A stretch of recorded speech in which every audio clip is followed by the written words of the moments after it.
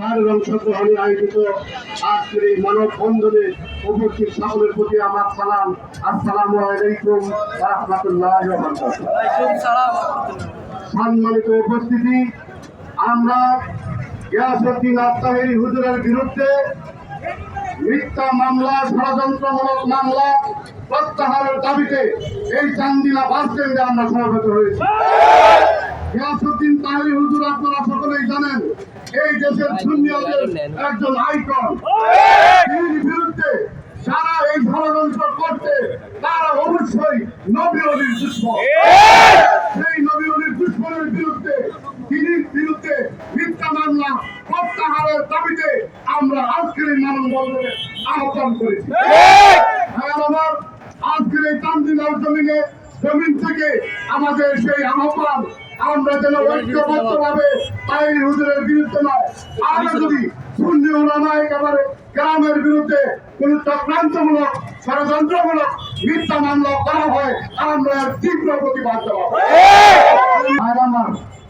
আমরা তরিকতপন্থী মানুষ, আমরা আহলে সুন্নাত ওয়াল জামাতের অনুসারী, আমরা আল্লাহর অলিগণের অনুসারী।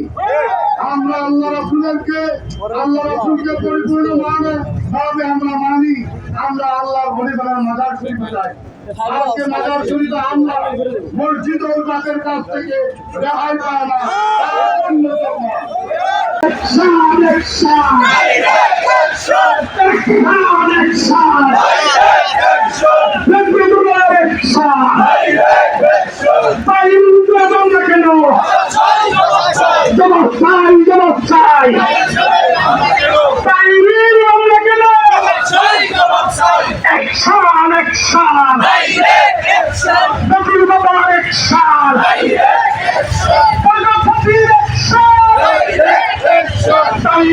কিছু হলো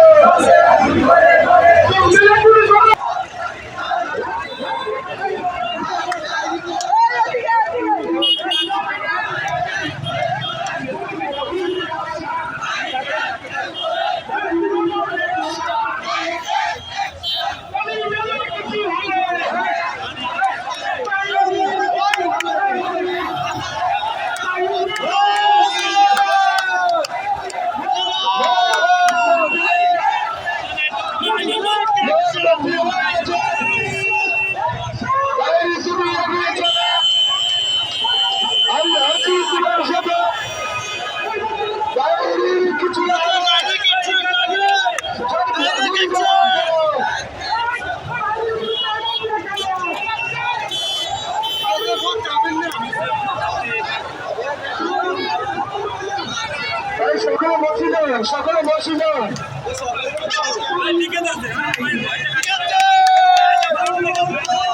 সবাই বসে যান।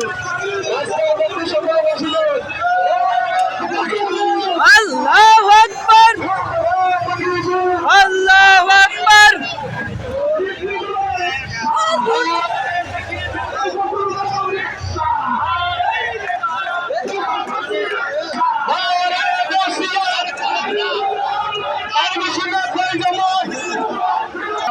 এবং রাজাপুরা দরবার শরীফ সহ বিভিন্ন দরবারের ভক্ত আশেকানগণ এই মানববন্ধনে অংশগ্রহণ করেছেন। সেই জন্য আমি রেজবিয়া দরবারের পক্ষ থেকে সকল দরবারকে আন্তরিক মুবারকবাদ জানাই, ধন্যবাদ জ্ঞাপন করছি। পাশাপাশি আজকে জাতীয়বাদী দল বিএনপি নেতৃবৃন্দ আমাদের পাশে আছেন এবং এলডিপির নেতৃবৃন্দ আমাদের পাশে আছেন।